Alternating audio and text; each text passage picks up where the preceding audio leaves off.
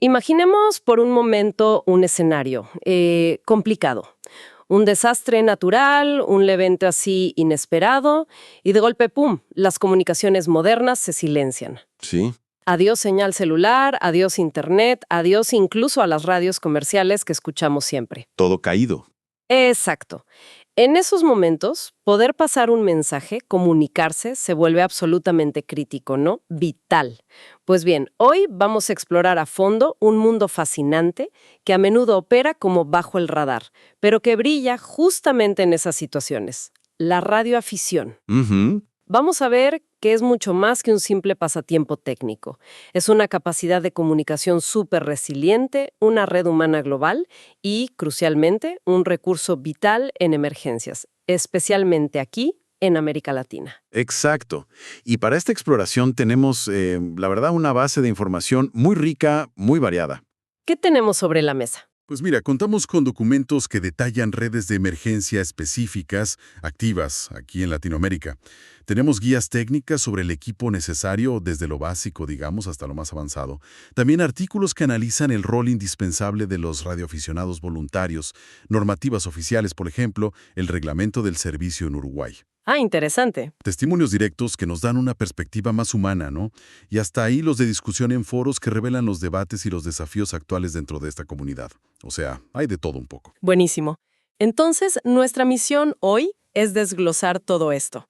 Queremos entender qué define realmente a un radioaficionado, por qué su rol es tan determinante cuando las cosas se ponen feas, en serio, qué se necesita para participar, más allá del aparato en sí, y cómo se organiza esta red de voluntarios que, bueno, puede marcar la diferencia. Vamos a ello. Dale. ¿Qué es exactamente la radioafición? Porque a primera vista podría parecer solo gente hablando por radios complicados, ¿no? Sí, bueno, en esencia sí. Es el uso de bandas de frecuencia asignadas específicamente para la comunicación privada, no comercial. Y la clave es esa, por personas que han obtenido una licencia para operar. Se le llama amateur radio o radioafición, y el término ham, que se usa mucho, subraya eso. No son profesionales pagados, son entusiastas. Pero quedarse ahí sería como simplificarlo mucho, ¿verdad? Totalmente. Porque las fuentes lo describen como un pasatiempo profundamente tecnológico y científico. Ajá. No es solo hablar, es experimentar, es aprender constantemente sobre electrónica, sobre cómo viajan las ondas, las antenas. Es casi como tener un laboratorio personal. Claro, y tiene una historia larga, ¿no? Leí que viene desde los inicios de la radio misma, con pioneros como Hertz y Marconi inspirando a generaciones a explorar las ondas. Precisamente. Y ese carácter de amateur, de voluntario, es central. Todo el esfuerzo, sobre todo cuando hablamos de comunicaciones de emergencia, es desinteresado, autofinanciado. Cada radioaficionado invierte en su propio equipo. O sea, ponen de su bolsillo. Exacto. Ahora, esto no significa que sea un caos, ¿eh? La radioafición opera dentro de un marco regulatorio internacional muy bien definido por la Unión Internacional de Telecomunicaciones, la UIT. Ellos asignan las porciones del espectro radioeléctrico a nivel global y luego cada país administra sus licencias. Hay reglas. Ah, la famosa licencia. Siempre surge esa pregunta. ¿Es muy complicado obtenerla? Hay que estudiar mucho. Ante por país. Por ejemplo, una fuente mexicana indica que allá se requieren cursos específicos antes del examen. Y si miramos el reglamento de Uruguay que mencionamos, vemos un sistema de categorías, inicial, general, superior, que otorgan diferentes privilegios. ¿Cómo qué privilegios? Pues, operar en más bandas de frecuencia o con mayor potencia de transmisión, a medida que se demuestra más habilidad y conocimiento. Es como un camino de aprendizaje progresivo, ¿viste? Entendido. Es un hobby que requiere compromiso desde el inicio. No es algo improvisado. Ahora, hablemos del equipo. Si alguien se siente atraído por esto, ¿qué necesita para empezar? ¿Es muy caro? Bueno, las fuentes coinciden en lo mínimo indispensable. Un transceptor, una antena y una fuente de alimentación. Esos tres. El ABC. El transceptor es el corazón, el equipo de radio que transmite y recibe. Y hay opciones para todos los niveles, ¿no? Sí. Para empezar, se mencionan portátiles robustos como el Yaesu FT60R, que son como walkie-talkies más avanzados, digamos, o equipos de base más completos como el ICOM IC7300, si uno piensa en una estación fija en casa. Y claro, está el famoso Baofeng V5R. Ah, el Baofeng, súper popular. Sí, muy popular por ser económico y versátil. Aunque bueno, siempre hay debate sobre su calidad y rendimiento, ¿no? Exacto. Y ahí tocaste un punto interesante sobre los costos que menciona un testimonio. La variabilidad es enorme. Gigante. ¿A qué te refieres? Puedes encontrar equipos básicos, casi de juguete, como dice la fuente, por muy poco dinero. Y equipos de altísima gama que cuestan, bueno, lo que una camioneta, literal. ¡Wow! Depende mucho de qué quieras hacer. ¿Quieres hablar localmente en VHF o HF con tus amigos? ¿O intentar contactos a miles de kilómetros en HF en onda corta? ¿Quieres experimentar con modos digitales o solo usar voz? Eso define mucho el presupuesto. Entiendo. Y luego está la antena. ¿Siempre se dice que la antena es incluso más importante que el radio? Es un componente absolutamente crítico. Crítico. De nada sirve tener un supertransceptor si la antena no irradia o no recibe eficientemente la señal. Es tirar la plata. Y hay muchos tipos. Uf, muchísimos. Desde las pequeñas cola de ratón que traen los portátiles hasta instalaciones de base más elaboradas, como antenas dipolo, que son como un alambre extendido, verticales o las direccionales, las Yagis, que parecen rastrillos. Y un tipo muy interesante mencionado en las guías es la antena NB-IS. Ah, NBIS. Suena casi a truco de magia eso de rebotar la señal casi verticalmente en la ionosfera para cubrir la región cercana, unos cientos de kilómetros. Me imagino que eso es clave en emergencias, ¿no? Cuando las líneas de comunicación directa terrestre están bloqueadas o el terreno es muy complicado. Exactamente. Son muy útiles para comunicaciones regionales en HF, en onda corta, superando montañas, valles, obstáculos geográficos.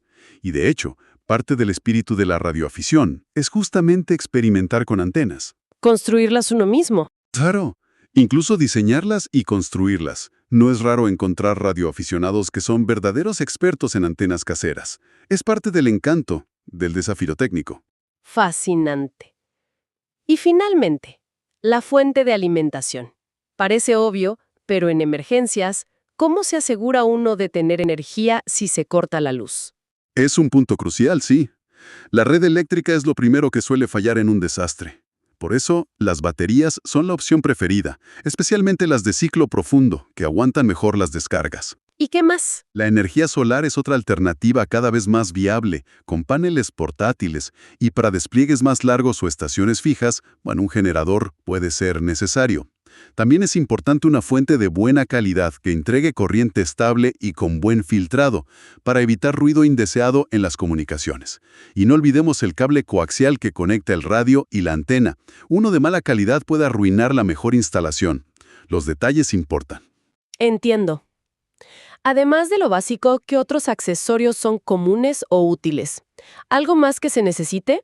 Bueno, un sintonizador de antena es muy recomendable. Muy útil. ¿Para qué sirve eso? Ayuda a emparejar, digamos, la antena con el transceptor. Adapta la impedancia para asegurar la máxima transferencia de potencia y además protege el equipo de posibles daños. Mejora la eficiencia. Y luego hay todo un mundo de accesorios. Medidores de ROE que miden esa adaptación, interfaces para conectarla con y usar modos digitales, amplificadores de potencia donde la licencia lo permita, filtros, pero con lo básico, transceptor, antena y fuente, ya se puede empezar a comunicar. Y aquí entra un concepto muy práctico que mencionan las guías y que me llamó la atención. Los Go Kits. ¿Qué son? Sí, los kits de salida. Es una idea genial y muy práctica. La idea es tener todo preparado en una caja o mochila para poder desplegarse rápidamente en caso de ser activado para una emergencia. Todo listo para salir corriendo. Casi. No solo el equipo de radio, transceptor, batería, antena portátil, sino también elementos personales esenciales. Algo de ropa, agua, comida no perecedera, linterna, herramientas básicas, un botiquín pequeño, documentos. Claro, ser autosuficiente. Exacto. La idea es ser autosuficiente por un tiempo determinado. Usualmente se planea para 24 a 72 horas. Estar preparado marca la diferencia entre poder ayudar o ser una carga más. Esa preparación nos lleva directamente al rol de la radioafición en emergencias. Aquí es donde este hobby se transforma en un servicio crítico, ¿no? ¿Por qué son tan importantes?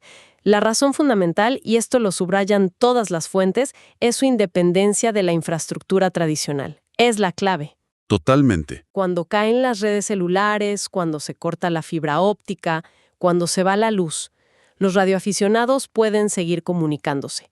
Operan punto a punto o a través de repetidoras propias, que a menudo tienen energía de respaldo, baterías, paneles solares. Se convierten, como dice una guía de la Unión Internacional de Radioaficionados, la IARU, en expertos en comunicación de disponibilidad inmediata para las agencias de respuesta. Están ahí, listos. Y la historia reciente de América Latina está llena de ejemplos donde esto fue vital, ¿verdad? Uf, sí. Una fuente comparte una vivencia muy personal del terremoto de México 85. La radioafición fue la única vía para saber si sus familiares en la capital estaban a salvo. Imagínate la angustia. Tremendo. Otro caso emblemático es el terremoto y tsunami de Chile en 2010. Las comunicaciones colapsaron totalmente. Y fueron los radioaficionados quienes, desde las zonas más afectadas, pudieron informar al gobierno central sobre la verdadera magnitud de la catástrofe. Eso permitió dirigir la ayuda de forma más efectiva. O sea, fueron los ojos y oídos cuando nadie más podía hacerlo. Exactamente. Incluso hay relatos de rescates marítimos, de veleros en problemas, donde el contacto inicial o la coordinación posterior se hizo gracias a radioaficionados. El impacto es real. Son historias impactantes, sí. Demuestran un valor real, tangible.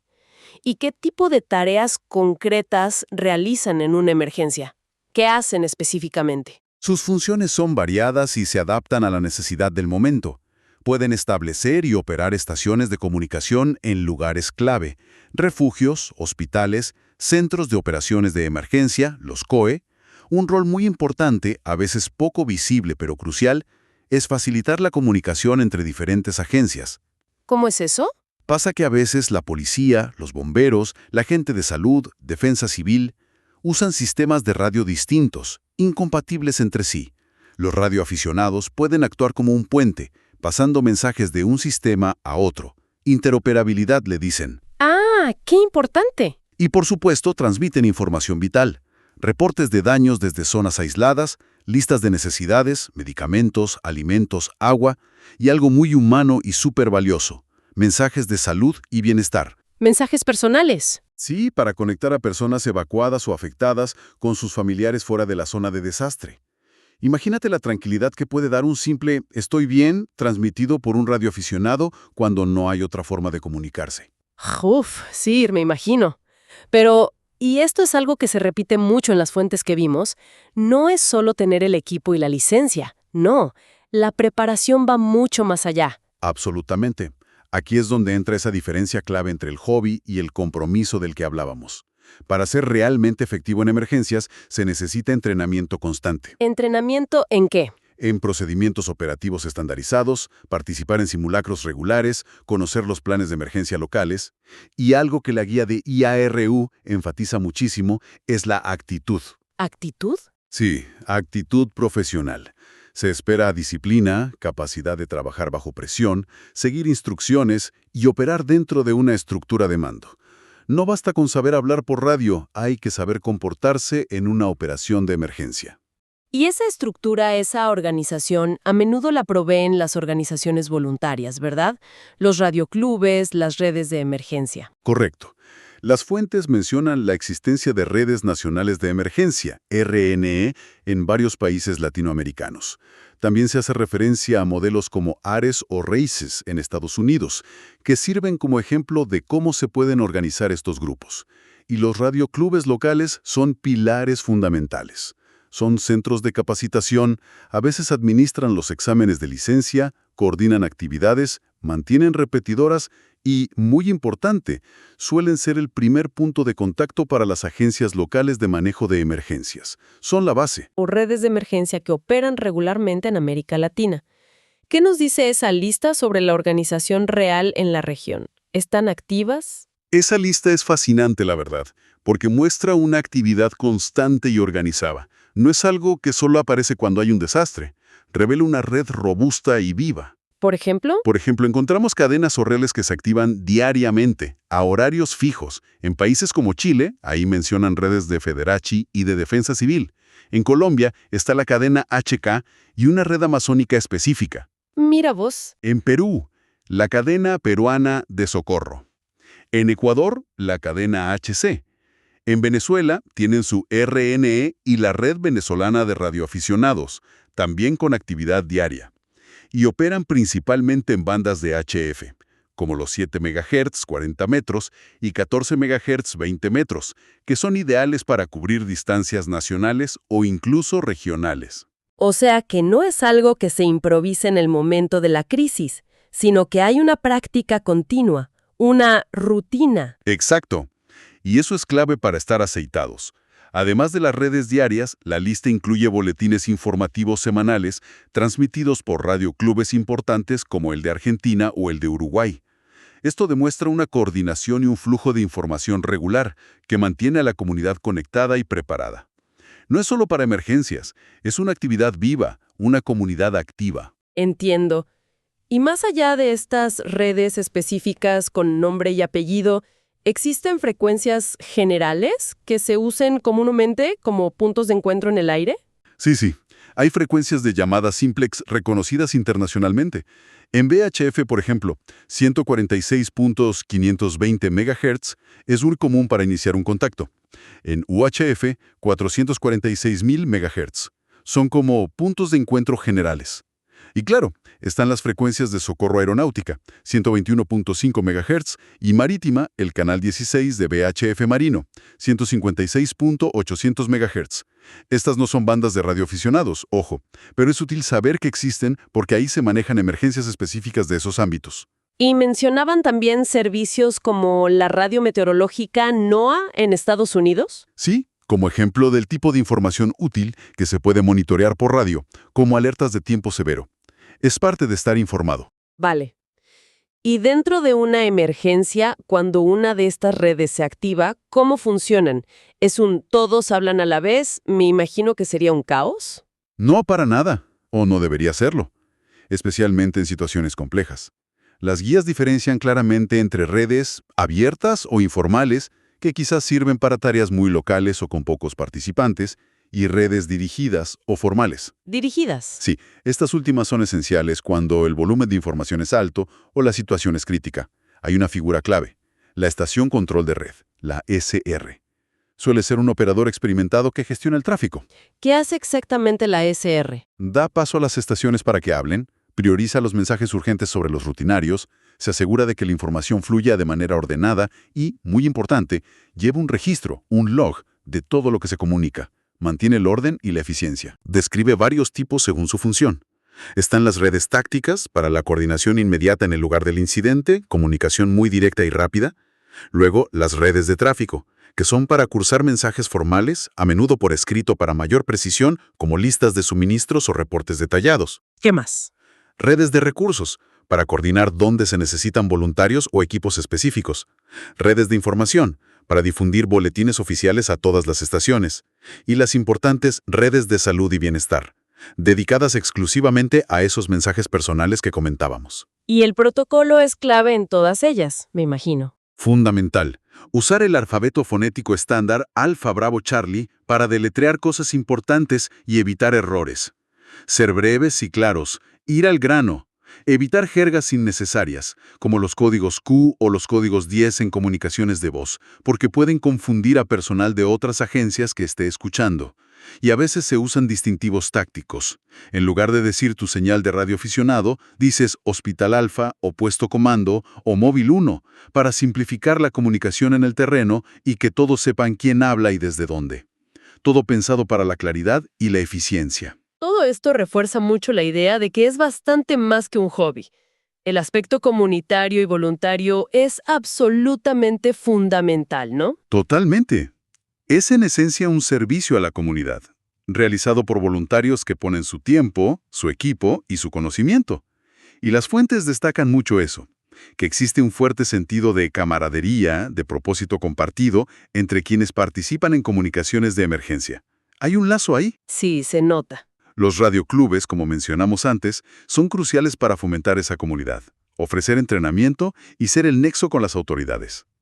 En lugares como Uruguay, incluso vimos que tienen un estatus especial como habilitados, con responsabilidades y prerrogativas definidas en el reglamento. Y esa relación con las agencias a las que sirven, Defensa Civil, Cruz Roja, manejo de emergencias, es delicada y requiere mucho profesionalismo. La guía de IARU es muy clara en esto. Se espera una actitud de servicio. Los voluntarios son vistos casi como empleados no remunerados en ese contexto de emergencia. Claro, no es un juego. Para nada. Por eso es tan importante la capacitación formal, no solo en cómo operar el radio, sino también en cómo funcionan las operaciones de emergencia en general. Mencionas capacitación formal. ¿Te refieres a cosas como el sistema de comando de incidentes, el SCI? Exactamente. El SSI, o ICS en inglés, es un sistema estandarizado que usan muchísimas agencias de emergencia en todo el mundo para gestionar incidentes de cualquier tamaño, desde algo pequeño hasta un desastre mayor. Que los radioaficionados voluntarios lo conozcan y sepan cómo integrarse en esa estructura es fundamental para ser realmente útiles y no, digamos, un estorbo o una distracción. En Estados Unidos, por ejemplo, existe el programa AUXCOM, que busca justamente estandarizar esta capacitación para comunicadores auxiliares voluntarios. Es clave hablar el mismo idioma que las agencias. Ahora, siendo realistas, no todo es perfecto. Las discusiones en foros como Reddit, que también son parte de nuestras fuentes, revelan algunos desafíos o puntos de fricción, ¿no? Sí, es importante ver la imagen completa con sus matices. Surgen preocupaciones legítimas, por ejemplo, sobre la responsabilidad legal de los voluntarios. ¿Qué pasa si cometen algún error en una comunicación crítica durante una emergencia? Es un área gris en algunos lugares. También se percibe a veces que algunas agencias de emergencia, quizás por desconocimiento o porque creen que sus propios sistemas de comunicación son infalibles, spoiler, no lo son, no siempre aprovechan plenamente el recurso valiosísimo que ofrecen los radioaficionados. Como que los tienen ahí, pero no los integran del todo. Y está el tema de los voluntarios entusiastas, pero quizás demasiado entusiastas o desorganizados. Ese es un punto delicado que se menciona, sí. El problema de los autodesplegados, como le dicen. Gente que aparece en una emergencia sin haber sido llamada oficialmente o sin integrarse a la estructura de mando establecida. O aquellos que interfieren queriendo ayudar pero sin seguir los protocolos, generando más ruido que ayuda. Claro. Aquí es donde choca un poco esa naturaleza de hobby con la seriedad del compromiso que mencionan las guías, ¿no? El entusiasmo es genial, es el motor, pero en una crisis la disciplina y seguir los procedimientos establecidos es lo que realmente aporta valor. Es vital coordinarse siempre con la gestión de emergencias local, ellos son los que dirigen la respuesta. Tiene sentido. Y hay un principio básico de autocuidado también, ¿verdad? Que a veces se olvida en el afán de ayudar. Fundamental. La guía de IARU lo dice clarísimo. Hogar y familia primero. Un voluntario no puede ser efectivo si está preocupado por la seguridad de los suyos o si él mismo no está personalmente preparado, comida, agua, plan familiar. Asegurarse de que la propia familia esté bien y tener un plan personal permite luego servir mejor a la comunidad, con la cabeza más tranquila y enfocado en la tarea. Es cuidarse para poder cuidar. Haciendo una recapitulación, entonces, de todo lo que hemos conversado. La radioafición se nos presenta como una actividad realmente multifacética. Es tecnología, es una comunidad global, conectada por las ondas, pero sobre todo, y aquí está el énfasis de hoy, es un servicio público potencialmente invaluable. Así es. Requiere una licencia, equipo adecuado, sí, pero más importante aún, requiere habilidades, entrenamiento constante y una mentalidad de servicio, especialmente cuando hablamos de comunicaciones de emergencia. Hemos visto cómo sus redes organizadas y sus voluntarios dedicados pueden ser, literalmente, la única voz en el caos, con ejemplos muy claros de su impacto vital aquí en América Latina. Y si hay una idea central que resuena a través de todas las fuentes, creo que es esa dualidad y el compromiso que implica ser radioaficionado en este contexto. La frase de la guía de IARU que citamos lo resume perfectamente. Mientras que la radioafición es un hobby, las comunicaciones de emergencia son un compromiso. ¡Qué buena frase! Sí, lo diferencia claramente. No es solo un juego tecnológico. Cuando se activa para una emergencia, requiere seriedad, disciplina y una preparación constante. Ese es el salto cualitativo, el valor agregado que ofrecen. Para cerrar, y como siempre hacemos, dejemos una pregunta flotando, una reflexión final. Vivimos en una era hiperconectada digitalmente, ¿no? Internet, telefonía móvil por todos lados. Pero esa infraestructura es también muy frágil ante grandes desastres. Lo vemos una y otra vez.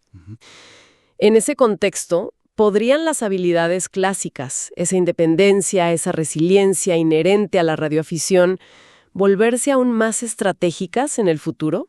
Quizás más importantes que nunca. Y, dentro de la propia radioafición, ¿qué rol jugarán las herramientas digitales modernas, como el Packet Radio, que permite enviar texto y datos por radio, o modos como PSK-31 y FT8, diseñados para señales súper débiles, complementando o quizás incluso superando a la voz y la telegrafía tradicionales en los escenarios de emergencia del futuro? Es una reflexión interesante, ¿eh? Cómo lo viejo, lo probado, y lo nuevo, lo digital, pueden converger para mantenernos comunicados justamente cuando más lo necesitamos. ¿Da para pensar?